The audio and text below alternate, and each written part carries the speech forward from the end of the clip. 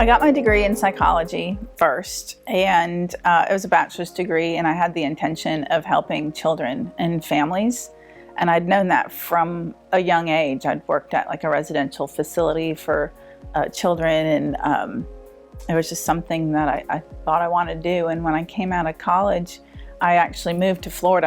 I was in Massachusetts at the time, and I moved to Florida where some of my family already lived, and immediately started my professional career and at a mental health facility. I worked with children as a children's case manager, and it was not even a year that I went to my boss and I said, this isn't really what I had in mind.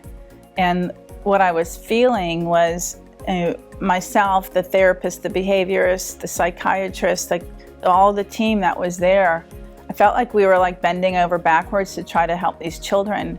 And because I was a caseworker and I was right there kind of on the front line and communicating with the families and doing home visits and everything, I started to form my own belief that we weren't going to get very far with these kids unless the parents got help.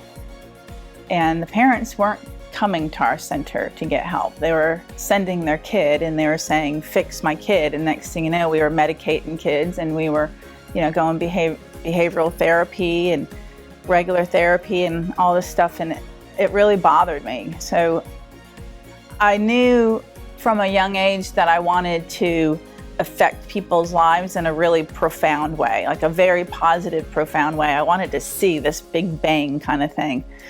So I didn't know early on how that was going to happen. So I had a really great supervisor who kind of helped me do other jobs sort of in that facility.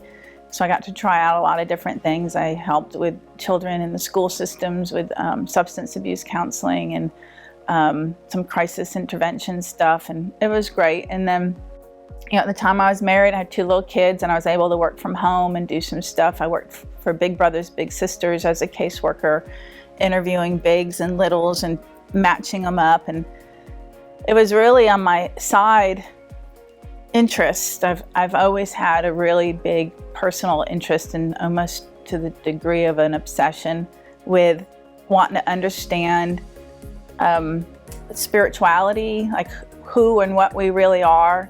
I do believe that we're like a spiritual being having a physical experience, but I wanted to see what that really meant. So I've been really fortunate. I have a bunch of girlfriends that have the same interest, and we kind of book study together, or we do workshops together. And so anyways, just fast forward a little bit, and I was working at the state attorney's office as a child victim advocate, doing depositions with young children that were testifying to abuse and such. And I'd say my spirituality really helped with that too, because I was able to stay grounded and really help that person even in difficult situations. And that was it for me. I researched how to get training, what kind of qualifications I needed.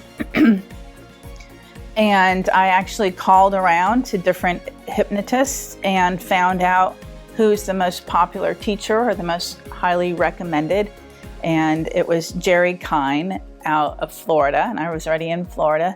So I contacted him and signed up for his program. It's a 100-hour program to become certified in hypnosis. And I did that, and I opened up an office in Fernandina Beach literally the day I came back from that training. So all this happened within a few month period, and it just felt like the right thing to do. So I opened up a practice in Fernandina. That was in 2001, and I immediately started seeing clients. I was still at the state attorney's office at the time, and eventually within just a few months resigned from that position and started helping people doing what I love.